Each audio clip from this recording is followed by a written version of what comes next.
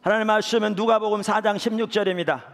예수께서 그 자라나신 곳 나사렛에서 이르사 안식일에 늘 하시던 대로 회당에 들어가사 성경을 읽으려고 서심해 선지자 이사야의 글을 들이거늘 책을 펴서 이렇게 기록된 데를 찾으시니 곧 주의 성령이 내게 임하였으니 이는 가난한 자에게 복음을 전하게 하시려고 곧 내게 기름을 부으시고 나를 보내사 포로된 자에게 자유를, 눈먼 자에게 다시 보게 함을 전파하며 눌린 자를 자유롭게 하고 주의 은혜의 해를 전파하게 하려 하심이라 하였더라. 책을 덮어 그 맡은 자에게 주시고 앉으시니 회당에 있는 자들이 다 주목하여 보더라. 이에 예수께서 그들에게 말씀하시되 이 글이 오늘 너희 귀에 응하였느니라 하시니. 아멘. 오늘 그 설교 그 제목은 하나님 나라와 전인적인 치유 사역입니다. 그러니까 우리가 주일 낮 시간을 통해서 하나님 나라를 시리즈로 지금 살펴보고 있습니다. 사실 하나님 나라라는 주제는 매우 광범위한 주제입니다. 왜냐하면 예수님의 사역 전체가 하나님 나라라는 주제로 이렇게 통합될 수 있거든요. 그래서 우리의 구원 전체가 하나님 나라라는 주제로 다 통합될 수 있거든요. 그러니까 매우 광범위한 주제입니다. 그리고 어떨 때는 그 이해가 전문적인 이해가 필요해서 우리 일반 성도들에게는 좀 어려운 점도 없지는 않습니다. 그런데 우리가 하나님 나라 백성으로 삶을 사는 게 너무나 중요하고 특별히 현존하는 하나님 나라의 능력이 우리 가운데 더 역사하고 또 이 나라 가운데 더 역사하기를 간절히 사모해서 우리가 이 부분을 살펴보고 있습니다.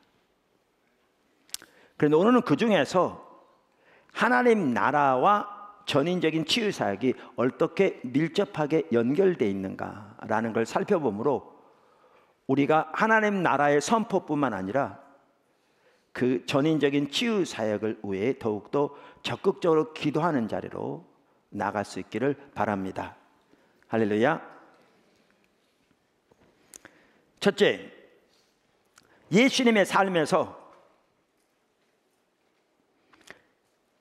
전인적인 치유 사역은 하나님 나라 사역의 핵심이었습니다. 예수님의 삶에서 전인적인 치유 사역은 하나님 나라 사역의 핵심이었습니다.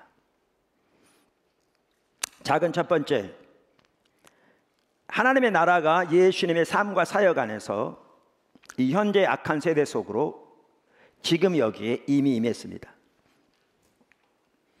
하나님의 나라가 예수님의 삶과 사역 안에서 이 현재 악한 세대 속으로 지금 여기에 이미 임했습니다. 사실 이 부분은 이미 살펴본 부분입니다.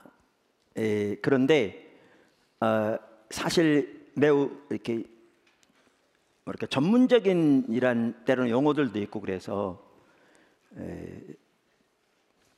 좀 여러분들이 이해하기가 쉽지 않아서 때로는 반복하는 게 필요합니다.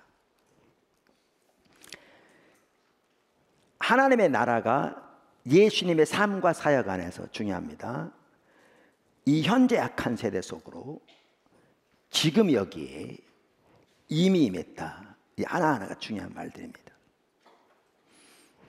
그러니까 유대교 종말론에서는 시간을 두 종류로 나눴습니다.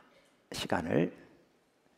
그러니까 사탄이 이 세상 신으로서 다스리는 이 현재 악한 세대, this present evil age, 이 현재 악한 세대와 하나님이 오셔서 통치하시고 다스리실 다가오는 세대, 이 둘로 나눴습니다.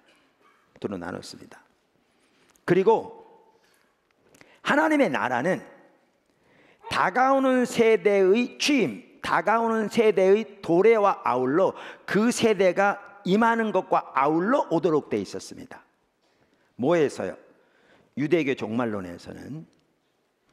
그런데 예수님의 삶과 사역 안에서 그 하나님의 나라가 이미 이 현재 악한 세대 속으로 임하신 것입니다. 아멘. 하나님의 나라가 이 땅에 이미 임한 것과 그리고 그 하나님의 나라가 지금 어떠한 일을 하고 있는가를 가장 극적으로 보여주는 구절이 마태복음 12장 28절에서 29절입니다. 말씀드린 대로 이 내용 앞에 살펴봤어요. 그런데 다시 살펴보는데 처음 듣는 것 같잖아요. 왜냐하면 우리가 때로는 반복적으로 좀 볼 필요가 있어요. 특별히 이 부분을 살펴보는 이유가 전인적인 치유 사역과 하나님 나라가 어떻게 밀접하게 관련되는가라는 걸 보기 위해서입니다. 자, 마태복음 12장 28절과 29절은 우선 일이 언제 일어나는가 하면 예수님께서 귀신 들려 눈 멀고 말 못하는 사람에게서 귀신을 쫓아내심으로써 그 사람을 치유해 주셨습니다. 22절에 나옵니다. 마태복음 12장. 자, 보십시오. 이 경우에는 눈 멀고 말 못했던 사람이 귀신 들려서 그렇게 했습니다. 우리가 성경을 너무나 단편적으로 이해해가지고요, 어떤 분들은 소위 치유사역 한다고 그러면서 눈이 멀고 눈이 멀고 말을 못하는 사람이 있으면 성경에 이렇게 나와 있으니까 그 사람에게서 귀신아 물러가라, 귀신아 물러가라, 그런 사람이 있는데 정말 어리석은 것이죠. 그것은 치유도 하지 못하면서 괜히 사람 상처받게 만드는 거죠. 마치 그 사람에게 귀신이 들어있는 것처럼. 성경에 보아도 말 못하는 사람이 여러 가지 이유로 말을 못했습니다. 눈먼 사람도 여러 가지 이유로 인해서 눈이 멀었습니다. 근데 이 경우에는, 이 마태복음 12장에 나오는 이 경우에는 어떤 사람이 있었는데 말을 못하고 눈이 멀었는데 이 경우에는 귀신 들러 그랬다, 그 말입니다. 그러니까 케이스 바이 케이스인 거죠. 그러니까 이 경우에는 귀신 들려 그래서 그랬기 때문에 그게 치유되려면 귀신을 쫓아내는 게 중요했죠. 왜? 원인이 그거였으니까. 그래서 예수님께서 귀신을 쫓아내심으로써 그 눈 멀고 그러니까 말 못하는 사람을 치유하신 거죠. 이 경우에. 그랬더니 바리새인들이 예수님을 항상 대적했잖아요. 이걸 보더니 이제 이렇게 예수님을 대적한 거죠. 그러니까 예수님을 통해서 놀라운 표적과 기사가 나타난 것은 의심할 수 없는 사실인데, 그러니까 그를 대적하려고 하니까 이렇게 말하는 거죠. 저거 귀신의 왕 바알세불, 그러니까 다른 말로 하면 사탄, 마귀 다 같은 말인데, 저거 마귀 들려서 그런 거야. 저거 사탄의 능력으로 저렇게 하는 거야. 이렇게 대적했습니다. 누가요? 바리새인들이요. 그랬더니 예수님께서 뭐라고 그러셨냐면, 내가 그러면 이렇게 바알세불 지펴서 귀신을 쫓아내는 것이면 너희 자녀들은 누구의 능력으로 귀신을 쫓아내냐? 그렇게 말씀하신 다음에 오늘 이 말씀을 하신 겁니다. 오늘 말씀하신 겁니다. 자, 12장 28절. 그러나 내가 하나님의 성령을 힘입어, 뭐를 힘입어? 하나님의 성령을 힘입어 귀신을 쫓아내는 것이면 하나님의 나라가, 뭐가? 하나님의 나라가 이미 너희에게 혹은 너희 가운데 임하였느니라.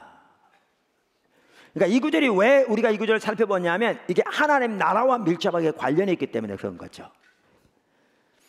그러니까 여기에 보면 예수님이 성령의 능력을 힘입어 귀신을 쫓아냈다고 말씀하시면서 그렇게 하신 것은 하나님의 나라가 이미 너희들 가운데 임한 증거라, 이렇게 지금 말씀하고 계신 거죠.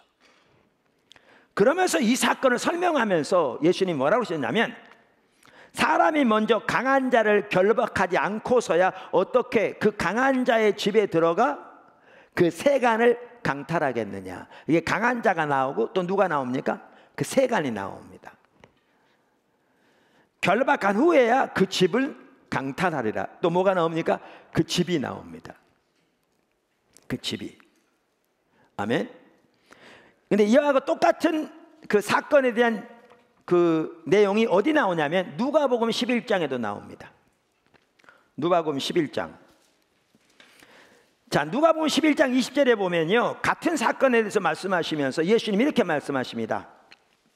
내가 만일 하나님의 손을 힘입어, 아까 마태복음에는 뭐를 힘입어라고 그랬죠? 하나님의 성령을 힘입어. 근데 지금 누가복음에서는 이걸 뭐라고 표현하고 있어요? 하나님의 손을 힘입어, 이렇게 표현하고 있습니다. 그래서 여기에 손은 하나님의 성령의 능력인 걸 볼 수 있습니다. 그러니까 동일한 누가에 의해서 쓰여진 사도행전에 보면 안디옥 교회가 세워질 때 그 교회를 통해서 그 당시에 세계 복음화를 이루셨잖아요. 그때 다른 교회들은 예루살렘에서 파송됐다고 할 수 있는 어떤 대표권을 가진 사람들에서 대부분 교회가 세워졌거든요. 근데 안디옥 교회는 일반 성도들에 의해서, 그것도 이방인들에 의해서, 이방인들 사이에서 뭐죠? 복음이 전파되면서 교회가 놀랍게 세워졌어요. 근데 거기에 뭐라고 표현하고 있냐면 하나님의 손이 그들과 함께 하셨다고 이렇게 돼 있어요. 근데 그 하나님의 손이 뭘 말하는 걸 볼 수 있냐면 이 구절을 보아도 알 수 있듯이 하나님의 강력한 성령의 능력인 걸 볼 수 있습니다. 하나님의 강력한 성령의 능력이 함께 하심으로 하나님이 뒷받침하셔서 하나님의 일을 이루신 거죠. 아멘. 자, 그러면서 내가 만일 하나님의 손을 힘입어 귀신을 쫓아낸다면 하나님의 나라가 이미 너희에게 임하였느니라. 같이 말씀하시죠. 그러면서 이제 이 사건을 설명하면서 약간 다르게 설명합니다. 21절, 강한 자가 무장을 하고 자기 집을 지킬 때에는, 아까 여기도 누가 나옵니까? 강한 자가 나오고, 또 누가 나옵니까? 무장을 한단 말이 나오고, 또 뭐가 나옵니까? 자기 집이란 말이 나옵니다. 집을 지킬 때에는 그 소유가 안전하되, 뭐가 안전하되? 소유가 안전하되. 아까 마태복음 12장 29절에서 이것을 그 세간이라고 표현했죠. 여기는 지금 뭐라고 표현합니까? 그 소유라고 표현합니다. 지금 같은 걸 말합니다. 그 소유가 안전하되. 22절, 더 강한 자가 와서, 아까 마태복음에는 더 강한 자는 안 나와 있죠. 여기는 더 강한 자가 와서 그를 굴복시킬 때에는 그가 믿던 무장을 빼앗고, 무장을 해제하고, 그 말이죠. 그의 재물을 나누느니라. 재물을 약탈한다, 그 말이죠. 여기 재물이란 용어가 나오죠. 그 재물이 다른 말이 아까 뭐였죠? 소유 나옵니다. 자, 그러면 이 두 가지 비유가 나오는데, 말씀이 나오는데, 이 두 구절에서 모두 강한 자는 누굴 가리킵니까? 사탄을 가리킵니다. 이세양신 사탄을 가리킵니다. 강한 자. 그 다음에 마태복음에 나오는 세간, 그 다음에 여기 누가복음에 나오는 소유, 다 똑같은 것을 의미하는데, 그건 뭘 의미합니까? 가장 직접적으로는 그 당시에 사탄의 지배 아래에 있는 귀신 들려 말 못하고 눈 멀었던 그 사람을 의미합니다. 왜냐하면 그 사람을 지금 귀신을 쫓아내므로 자유케 한 사건을 두고 설명한 거거든요, 예수님이. 그러니까 가장 먼저는 누구냐면 그 사람을 가리키죠. 그런데 보다 광범위하게 그 사람뿐만 아니라 사탄의 통치 아래서 신음하고 고통당하는 이런 영혼들을 의미합니다. 죄의 핵심이 뭡니까? 하나님은 인간을 창조하실 때부터 하나님 중심적인 삶을 살도록 창조하셨다고요. 다시 말하면 하나님의 주권적인 통치 아래 살도록 창조하셨다고요. 그런데 선악과를 먹으면 하나님처럼 될 거다라고 마귀가 미혹했잖아요. 그래서 선악과를 보니 먹음직도 하고 보암직도 하고 지혜롭고 할 만큼 탐스럽다. 근데 지혜롭다란 말이 바로 그 전에 있는 그 뱀, 사탄의 말을 보면 알 수 있듯이 하나님처럼 지혜롭게 할 만큼 이 뜻이거든요. 그게 따먹었어요. 그러니까 이 말이 뭐냐면 단순한 열매 하나 먹었다고 그렇게 되는 게 아니고요. 그 선악과는 하나님의 주권적인 통치를 상징했는데, 선악과를 먹었다는 것은 하나님의 주권적인 통치를 거부하고 하나님이 그의 하나님 되기를 거부하고 자기가 하나님처럼 되기를 선택한 겁니다. 다시 말하면 자기가 자기의 하나님 되기를 선택한 겁니다. 그러니까 하나님 중심적인 삶에서 자기 중심적인 삶으로 전환한 겁니다. 이게 죄의 본질입니다. 이게 죄의 본질입니다. 그래서 이사야서 53장에 우리가 다 양 같아서 그릇 행하여 각기 자기 길로 갔거늘 우리는 철저하게 하나님의 길을 따라 살도록 하나님이 창조하셨는데, 각 하나님의 길을 버리고 자기 생각대로 자기 길대로, 그것을 에베소 2장은 자기의 타락한 악한 마음이 원하는 대로 살았다, 이렇게 말하는 거죠. 그러니까 타락의 본질이 뭐냐면 자기중심적인 삶입니다. 그러니까 우리가 예수를 믿어 하나님 백성이 된 다음에도 하나님 중심적인 삶을 버리고 자기중심적인 삶을 살 때 그게 전적으로 타락한 삶입니다. 그래서 이사야 시대만 하더라도 그 엄청난 종교적인 의식과 희생들이 있었지만 자기중심적인 삶을 사니까 하나님이 그들에게 소돔의 백성, 고모라의 백성이라고 말씀하시고 그 모든 종교적인 희생과 의식을 전혀 받지 않을 뿐만 아니라 그들에게 하나님의 심판을 말씀하십니다. 이렇게 자기중심적인 삶이 타락의 본질입니다. 그렇게 인간이 죄를 범함으로 하나님의 형상대로 창조함을 받아 하나님의 영광이 그에게 머물러 있던 인간이 그 하나님의 형상을 잃어버릴 뿐만 아니라 죄와 사탄과 사망의 노예가 되게 되었습니다. 그래서 자기 스스로는 자기를 전혀 구원할 수 없게 된 거죠. 왜? 인간의 노력으로 죄를 사할 수 없고, 인간의 노력으로 거룩하신 하나님 앞에 갈 수가 없고, 인간의 노력으로 사탄을 이길 수가 없고, 인간의 노력으로 죽음을 이길 수 없게 된 겁니다.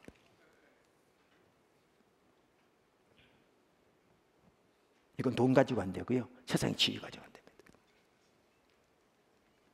완전한 절망 가운데 노예가 된 겁니다. 이런 인간을 구원하기 위해 하나님이 하나님의 아들을 보내신 겁니다. 너무나 놀라운 일이죠. 그래서 여기에 보면 그 세간이 누구냐, 여기에 강한 자가 사탄인데 그 세간이 누구냐, 광범위하게는 이와 같이 사탄의 통치 아래서 신음하고 고통당하는 이런 영혼들을 의미한다, 그 말입니다. 그래서 예수님께서 그 귀신 들린 사람을 치유하신 것은 더 강한 자이신 예수님께서, 그러니까 마태복음에는 더 강한 자라는 말이 안 나오지만 누가복음에는 22절에 더 강한 자라는 말이 나옵니다. 여기 더 강한 자가 누구예요? 예수님을 가리킵니다. 더 강한 자이신 예수님께서 성령의 능력으로 오셔서, 그걸 다른 말로 표현하면 하나님의 강력한 손을 의지하여, 똑같은 말입니다. 성령의 능력으로 오셔서 강한 자 사탄을 결박하고 그 세간인 혹은 그 소요인, 가장 먼저는 그 사람을, 그리고 인류를 자유케 하기 위한 일이, 그러니까 지금 이 경우에는 바로 그 사람을, 그 세간인 그 사람을 자유케 하신 사건이 지금 귀신 쫓아내서 이 사람을 자유케 하신 사건이었던 거예요. 그러니까 이 지금 사건이 하나님 나라가 이 땅에 임한 것이 무엇인가를 잘 보여준 사건입니다. 뭔지 이제 보이시죠? 그리고 하나님 나라가 지금 이 땅에 임해서 어떤 일을 하고 계신가를 잘 보여준 사건입니다. 하나의 모델과 같은 사건입니다, 이 사건이. 아멘. 그러니까 예수님이 그렇게 말씀하시고 그걸 명확하게 볼 수가 있습니다. 그래서 조지 레드 박사도 그의 책 하나님 나라에 대한 걸작품인데, 이 책이요, 예수 하나님 나라에서 이렇게 말합니다. 사탄은 강한 자이다. 여기에 강한 자. 그의 왕국이나 집은 이 악한 세대이며, 사탄이 이 세상 신으로 다스리는 이 현재 악한 세대이며, 그의 소유들은 혹은 그의 세간들은 그의 악한 영향력 아래에 있는 사람들이다. 하지만 저가, 그러니까 사탄이 자기 일을 편안히 하도록 허용되지 않았다. 더 강한 자 예수가 쳐들어와서 저를 이겼다. 사탄에 대한 이 승리는 그것이 강한 자의 결박으로 묘사되든지, 마태복음 그렇게 되어 있잖아요. 아니면 그의 무장해제로 묘사되든지, 누가복음 그게 묘사되어 있잖아요. 되든지 간에 같은 것이다. 이 은유의 말로 예수는 사람들 중에서의 자기 자신의 소명을 사람들 가운데서 자기 자신의 소명을 악한 자를 공격해서 그를 이기고 그에게서 노량물을 뺏기 위해 사탄의 왕국으로 쳐들어가는 것을 해석한다. 예수님이 자신의 소명을 어떻게 해석한다고요? 사탄의 왕국으로 쳐들어가서 그 악한 자를 공격해서 그 악한 자를 묶고 그를 무장해제시키고 그를 이겨서 그에게서 노량물을 뺏는 것으로 해석한다고요. 그의 소명을. 그게 정확하게 이 귀신을 쫓아내는 사건에서 드러난 거죠. 그러니까 예수님의 삶과 사역 안에서 하나님 나라가 임한 거잖아요. 이게 지금 하나님 나라의 역사인 겁니다. 이미 살펴본 것처럼 하나님 나라는 하나님의 통치를 가리키거든요. 하나님의 왕적인 통치와 능력과 권세. 할렐루야. 그러면서 계속 이렇게 얘기합니다. 예수가 말한 최종적인 목표는 사람들을 사탄의 악의 권세로부터 구원하는 것이다. 이것이 마귀 축출에서 가장 극적으로 묘사되고 있다. 이렇게. 그래서 이 사건이 이와 같이 하나님 나라가 이 땅에 임했다는 말이 무엇을 의미하는가? 그리고 하나님 나라가 이 땅에 임해서 우리 가운데서 그 나라가 하고 있는 일이 뭔가를 보여주는 하나의 대표적인 구절이라고요. 근데 여기에 보시면 알지만 여기에 가장 핵심적인 일 중에 하나가 뭐냐면 전인적인 치유사역이죠. 그러니까 단순한 육신의 치유를 말하는 게 아니라 영적, 육적, 관계적, 환경적 등 전인적인 치유죠. 전인적인 치유. 할렐루야. 자, 작은 두 번째, 예수님을 통해 하나님 나라가 이 땅에 임한 것의 한 핵심은 예수님의 성령의 능력을 통한 전인적인 치유 사역이었다. 지금 설명드렸는데 그걸 좀 더 자세히 살펴보려고 하는 겁니다. 예수님을 통해 하나님 나라가 이 땅에 임한 것의 한 핵심은 예수님의 성령의 능력을 통한 전인적인 치유 사역이었다. 아멘. 이 부분을 아주 잘 볼 수 있는 대표적인 구절 중에 하나거든요. 오늘 본문 말씀입니다. 누가복음 4장 15절에서 21절. 누가복음 4장에서 예수님은 이사야서 61장을 읽고 난 다음에 그 하나님의 약속이 자신의 삶을 통해 성취되고 있다고 말씀하셨습니다. 아까 지금 조금 아까 언급한 조용모 교수도 이 구절은 아무리 강조해도 지나침이 없을 만큼 중요한 구절이다 이렇게 말했고요. C.K. 베럿 같은 학자도 예수님의 사역을 예견하는 구절이다 이렇게 표현했고요. 오늘 본문 하워드 마샬도 누가와 사도행전에 나오는 전 사역의 청사진이다 이렇게 표현했고요. 저는 정확하게 같은 의견을 가지고 있는데 여러분 누가복음을 읽어보시면 명확하게 볼 수 있는데요. 이거는 누가가 강조하는 예수님의 사역의 패러다임입니다. 그러니까 이걸 청사진이라 이렇게 하워드 마샬 박사는 설명하고 있잖아요. 정확하게 같은 의미죠. 그런데 오늘 본문에 보면 세 가지가 강조되어 있습니다. 첫째는 뭐가 강조되어 있느냐? 하나님 나라의 성격이 강조되어 있습니다. 뭐가 강조되어 있다고요?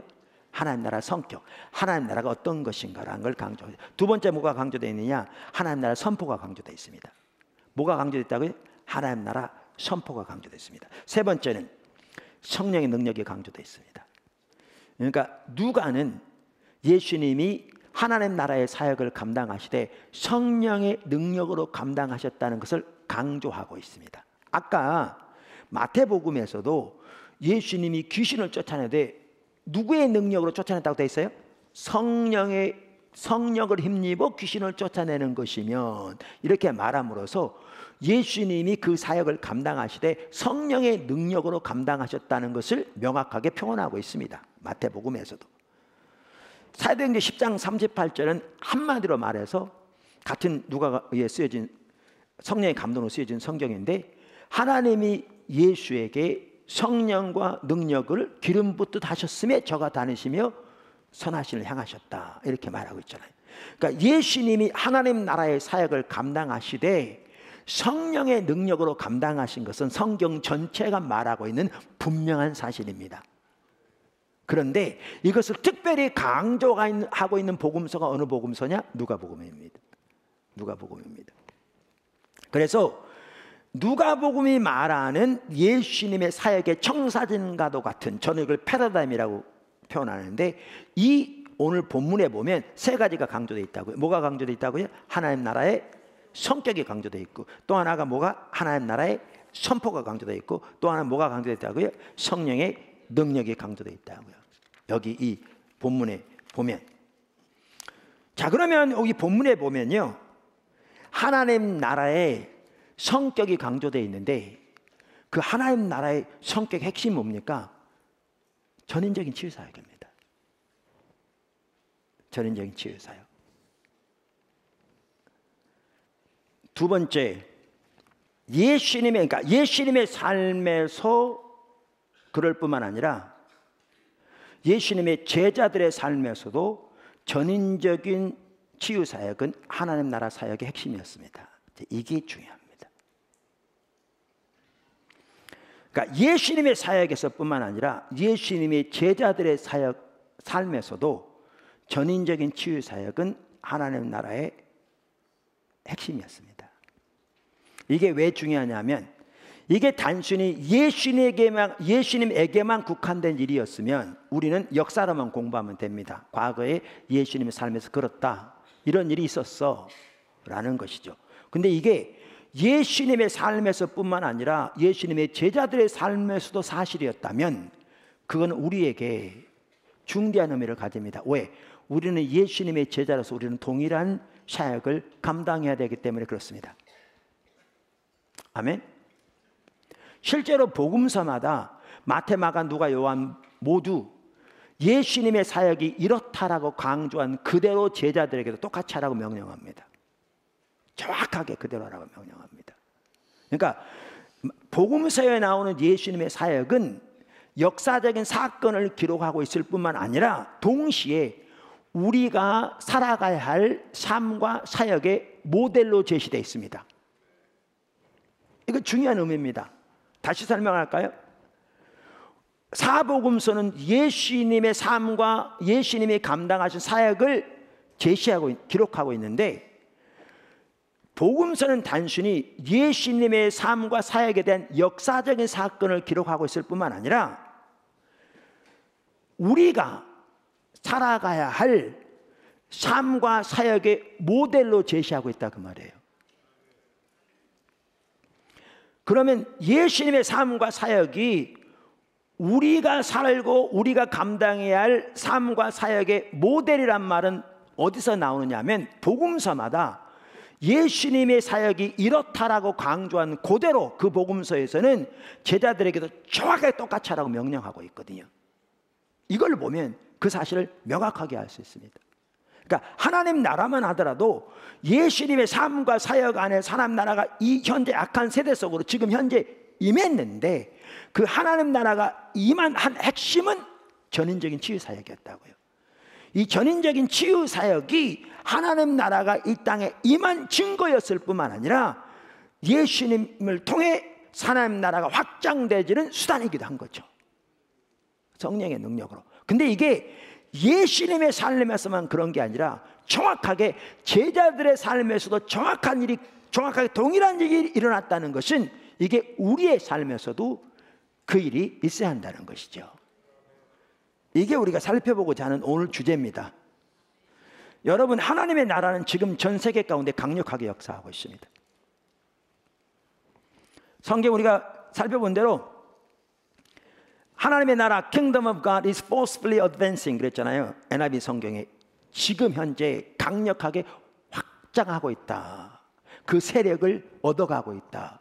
그 세력을 넓혀가고 있다 그랬는데, 이것은 영토를 말하는 게 아니라 하나님의 통치를 말하잖아요. 오늘 제가 우리의 자세에 대해서 나눴는데요, 여러분 주님을 찾지 않고 있으면 침체돼 가지고 그냥 앉으면 눕고 싶고 누우면 자고 싶고 아무것도 싫고 만사가 귀찮고 삶의 목적도 목표도 잃고 모든 것이 귀찮고, 그러다가 잘못하면 우울증까지 걸리고 신앙에 의욕도 없고 뭘 해 사는지도 모르겠고 그렇게 됩니다. 근데 여러분들이 하나님의 얼굴을 구하고 주님을 찾으면서 하나님의 안목에서 보면 하나님은 지금 전 세계 가운데서 강력하게 하나님의 나라가 확대되고 있다는 사실을 깨달아야 합니다. 그리고 우리는 그 하나님의 통치가 이 땅의 교회 가운데도, 이 땅의 이 나라 민족 가운데도, 이 땅의 하나님 백성들뿐만 이 땅에 있는 사람들 가운데도 임하도록 기도해야 합니다. 그렇다면 오늘의 주제가 매우 중요합니다. 여러분들 그런 이해를 가지고 있으면, 그리고 우리 믿는 사람이라면 그런 이해를 가져야 합니다. 할렐루야. 아멘. 자, 그래서 제자들의 삶을 보자 그 말이죠. 누가복음 8장에는 예수님께서 12제자를 보내시는 사건이 나옵니다. 동일한 명령을 하시죠. 근데 12제자들의 삶에만 그런 게 있는 게 아니고요, 누가복음 10장에 보면 이제 70인의 제자를 보내시는 내용이 나오는데 거기도 동일한 내용이 나옵니다. 거기 보시죠. 1절, 그 후에 주께서 따로 70인을 세우사 친히 가시려는 각 동네와 각 지역으로 둘씩 앞서 보내시며. 그러면서 뭐라고 말씀하시냐. 9절, 거기 있는 병자들을 고치고 말하기를 하나님 나라가 너희에게 가까이 왔다 하라. 그러니까 하나님 나라를 선포하라고 말씀하시면서 전인적인 치유 사역을 감당하라고 말씀하셨죠. 그리고 제자들이 가서 쭉 그렇게 합니다. 이제 17절 보십시오. 70인이 기뻐 돌아와 이르되 주여, 주의 이름이면 귀신들도 우리에게 항복하더이다. 예수께서 이르시되 사탄이 하늘로부터 번개같이 떨어지는 것을 내가 보았노라. 내가 너희에게 뱀과 전갈을 밟으며 원수의 모든 능력을 제어할 권능을 주었으니 너희를 해칠 자가 결코 없으리라. 그러나 귀신들이 너희에게 항복하는 것으로 기뻐하지 말고 너희 이름이 하늘에 기록된 것으로 기뻐하라 하시니라. 그러니까 우리가 진정으로 기뻐할 요인은 귀신이 쫓겨가고 사역이 확장되고 이걸 위해 기뻐하지 말, 이것으로 인하여 근본적으로 기뻐하지 말라. 근본적으로 기뻐할 내용은 하나님과 관계로 인하여 기뻐하라 그 말이죠.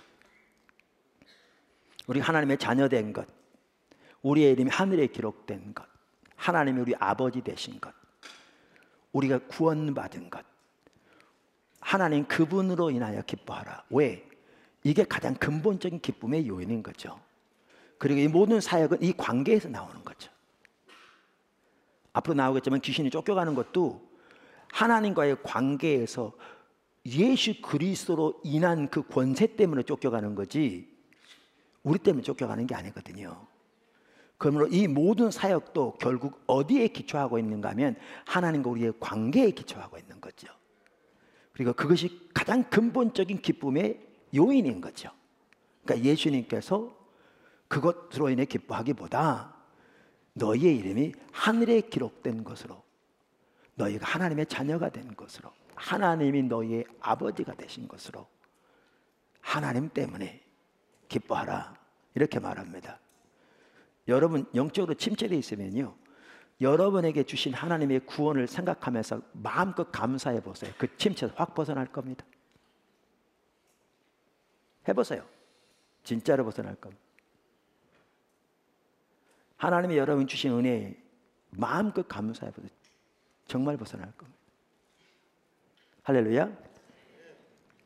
자, 그런데 그 다음에 이렇게 말합니다. 예수님께서 제자들에게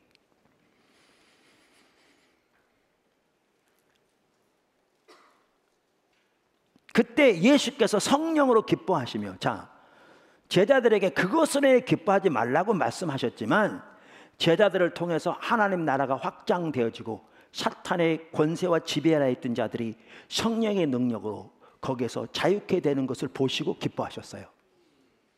여기 보시면 누가? 예수님이. 그러니까 이 일이 하나님이 기뻐하신 일임을 볼 수 있어요. 당연하겠죠.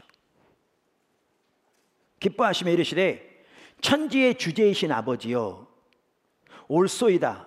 이렇게 된 것이 아버지의 뜻이니이다. 이렇게 된 것이 하나님의 뜻이래요. 하나님의 뜻이.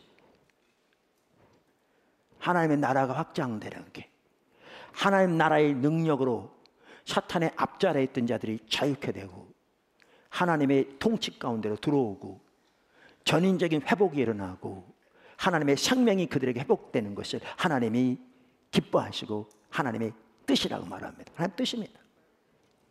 이걸 보시기를 바랍니다. 할렐루야. 그러면서 23절에 보면 제자들을 돌아보시며 조용히 이르시되 너희가 보는 것을 보는 눈은 복이 있도다. 내가 너희에게 말하노니 많은 선지자와 임금이 너희가 보는 바를 보고자 하였으되 보지 못하였으며 너희가 듣는 바를 듣고자 하였으되 듣지 못하였느니라. 아멘. 자, 이게 70명을 보내시면서 하신 말씀인데요, 우리는 여기서 몇 가지를 볼 수 있습니다. 우선 첫째, 성경은 여기서 70명의 제자들이 감당한 일을 하나님 나라의 일로 보고 있습니다. 어디에 보면 알아요? 아까 23절 24절에 뭐라고 그랬죠? 너희 보고 들은 바를 앞선 많은 선지자와 임금이 보기를 원했으나 보지 못했다. 너희는 보고 들음으로 복이 있다. 이 내용이요, 마태복음 13장 16절 17절에 보면 예수님께서 하나님 나라에 대해서 말씀하시면서 하신 내용과 동일한 내용이거든요. 그러니까 이 70명의 제자들이 감당한 이 사역이 하나님 나라의 사역인 것을 성경에 명백히 말하고 있습니다. 둘째, 따라서 우리는 이 70명의 제자들이 감당한 사역 속에서 하나님 나라가 현존하고 있다는 사실을 볼 수 있습니다. 하나님 나라가. 다시 말해서 이 구절은 하나님 나라가 이미 임했고 사람들이 그 하나님 나라 속으로 그러니까 하나님 나라 죄송합니다. 임했고 사람들의 삶 속에 그 하나님 나라의 유익한 결과들이 확장되기 시작하고 있다는 사실을 보여준다 그 말이죠. 보인다 그 말이죠. 그래서 조지 레드 박사도 이렇게 얘기합니다. 이 구절에 대해서 악의 통치를 전복시키기 위해 오는 세대에 앞서서 하나님의 나라가 현존한다는 것이 하나님 나라를 전파하고 병든 자를 고치기 위해 보내어진 70인의 제자의 사명에 의해 다시 한번 예정된다. 보세요. 예수님의 삶 속에 일어났던 동일한 일이 누구에게 일어난다? 70명의 제자들이 그래서 보내져서 그들을 통해 되어진 일에 동일하게 일어난다. 학자들이 말하는 바입니다. 그러니까 여기에 보면 이 70명의 제자들이 감당한 사역도 뭐였습니까? 하나님 나라 사역이었습니다. 그리고 그들의 하나님 나라 사역의 핵심은 전인적인 치유 사역이었습니다. 그중 하나가 핵심이 그것이 하나님 나라 선포와 가치가 있습니다. 누가복음 6장과 똑같습니다. 사장과 똑같습니다. 셋째, 그렇기 때문에 이 하나님 나라 사역은 우리가 감당해야 할 하나님 나라 사역입니다. 아멘. 네 번째, 예수님은 우리가 이 사역을 감당하는 것을 기뻐하십니다. 아까 써 있었잖아요. 기뻐하세요. 아까. 그리고 이렇게 감당하는 것이 뭐예요? 하나님의 뜻이라고 나와 있었습니다. 뜻이라고 나와 있었습니다. 그래서 누가복음 12장 32절에서도 적은 무리여 무서워 말라 너희 아버지께서 그의 나라를 너희에게 주시기를 기뻐하시느니라 그랬잖아요. 그의 나라가 뭡니까? 하나님의 통치, 하나님의 왕적인 통치 가운데 임하셔서 우리 가운데 하나님 나라를 이루시는 그 능력의 역사를 우리 가운데 이루셔서 강한 자의 권세를 묶고 그 압제한 자들을 자유케 하고 온전히 회복하는 그 일을 하시기를 기뻐하신다 그 말입니다. 할렐루야. 다섯째, 하나님 나라는 사탄의 일을 멸하는 하나님의 주권적인 통치의 역동적인 능력입니다. 역동적인 능력입니다. 여섯째, 성령의 사역은 하나님 나라 확장을 위해 수단이기도 합니다. 말씀드린 대로. 일곱 번째, 하나님의 나라의 일을 우리는 어린아이처럼 받아들여야 합니다. 예수님은 하나님께서 이 놀라운 하나님 나라의 일들을 지혜롭고 슬기 있는 자들에게는 감추셨다고 아까 말씀하셨습니다. 여기 지혜롭고 슬기 있는 자들이 누군지 아세요? 종교 지도자들입니다. 그 당시 자기 스스로 지혜 있다고 하는, 많이 배웠다고 하는, 잘 안다고 하는, 근데 그들에게는 감추셨다고 그랬어요. 그러니까 그들은 눈이 있어서 보지 못한다고 예수님 여러 번 말씀하셨습니다. 다른 곳에서. 그들은 뭐가 없었는 줄 아십니까? 긍휼이 없었습니다. 여러분, 이 사역의 핵심이 뭐냐? 긍휼입니다. 나는 인애를 원하고 혹은 다른 곳에 긍휼을 원하고 제사를 원치 아니하노라 하는 말을 너희가 알았더라면. 바리새인들이 하신 말씀이죠. 호세아 6장 6절 인용한 겁니다. 여기에 긍휼은 가장 먼저는 하나님을 사랑하는 것을 말합니다. 근데 그거와 같이 가는 게 뭐냐면 이웃을 향한 긍휼입니다. 하나님을 사랑하는 것과 이웃을 향한 긍휼이 성경에는 나눠지지 않습니다. 이웃을 향한 긍휼의 가장 근본적인 근간은 우리가 하나님을 사랑하는 것이고요. 바울이 그랬던 것처럼. 또 하나는 우리가 그렇게 하나님을 사랑하면 그것이 이웃을 향한 긍휼로 나타나야 합니다. 우리가 하나님을 사랑한다고 말하면서 이웃을 향한 긍휼로 이게 나타나지 않으면 그건 하나님을 사랑하는 게 아닌 거죠. 올바로. 자, 그러면 이 하나님 나라 사역의 핵심이 뭐냐? 긍휼입니다. 예수님은 이 사역을 감당하시되 긍휼이 이것을 감당하셔서 성경에 반복적으로 나오거든요. 다음 주에. 근데 아까 여기 지혜롭고 슬기 있는 자들이라고 표현한 자들이 그 당시 종교 지도자들을 말하는데 그들은 어떤 자들이냐? 이 긍휼이 없는 자들이었습니다. 그들은 신학적인 지식과 전통에 집착하는 자들이었고요. 그들은 배우고자 하는 자세가 없는 교만한 자들이었습니다. 우리가 그들처럼 되면 안 됩니다. 제가 그들처럼 되면 안 되고요. 우리 포도나무교 지체들이 그들처럼 되면 안 됩니다. 그러니까 우리는 그 자리로 나가야 합니다. 우리 포도나무교 지체들이 다른 분도 마찬가지지만 왜 망설이냐면요, 내가 기도한다고 낫겠느냐라고 생각하니까 망설입니다. 그리고 적지 않은 사람들이 기도는 소위 영빨 있는 사람들이나 해야 된다고 생각합니다. 그 제가 아주 안 좋은 말을 표현한 거잖아요. 그 사람들의 그 이해를 그냥 반영한 겁니다. 근데 이거는 우리의 능력으로 되지 않습니다.